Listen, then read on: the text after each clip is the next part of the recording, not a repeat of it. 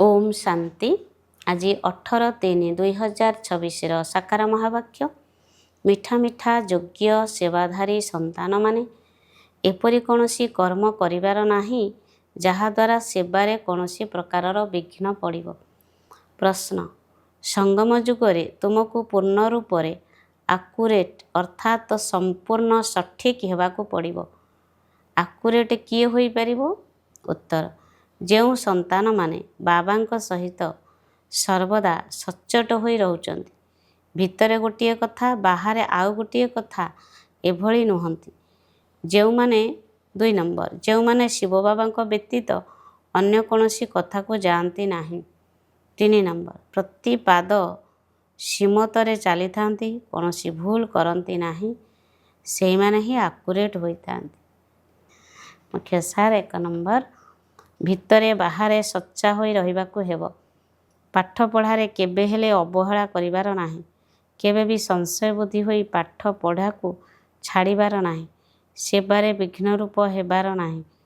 2 number, समस्तंको ए खुशी खबर सुनाओ जे आमे पवित्रतार बल द्वारा एही श्रीमत आधार रे निजर तन मन धनर सहयोग द्वारा 21 जन्म पाई भारत को श्रेष्ठाचारी तथा द्विमुकुटधारी करिवार सेवा करुछु। आजिर वरदान, सर्वदा पुण्यर खाता जमा करुथिबा एवं कराउथिबा मास्टर शिक्षक भव। मु मास्टर शिक्षक अटे। मास्टर कहिबा द्वारा आपे आपे बाबा मने पड़ी थांती। तैयारी करिबा वालांकर स्मृति आसीबा द्वारा मु निमित्त अटे। एही स्मृति स्वतः आसी थाए। तेणु विशेष भावरे एही स्मृति रहु जे मु पुण्य आत्मा अटे। मोते पुण्यर खाता जमा करिबार अछि एवं कराइबार अछि। यहाँ ही मोर विशेष सेवा। पुण्य आत्मा केबे गोटिए भी पाप संकल्प मात्ररे मध्य करिबो नाही।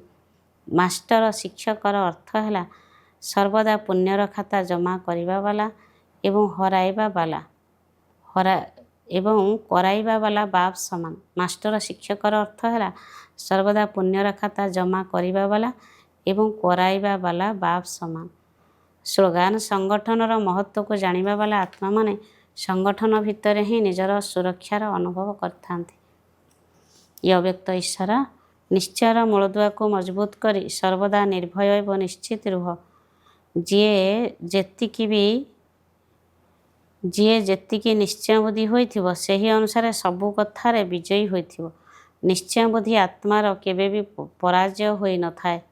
जदि हारी जाउछ तेबे बुझी नेबा दरकार जे मोर निश्चय रे कमी अछि। निश्चय बुद्धि विजयी रत्न मानक भितरे मु मध्य एक रत्न अटे। एही भली निजको भाबिबा दरकार। जदि कौनसी भी विघ्न आछि तेबे ताको परीक्षा मन करी पास पड़िबो। कथा को देखिबार नाही किंतु परीक्षा मने करी पास हेबाकू पड़े।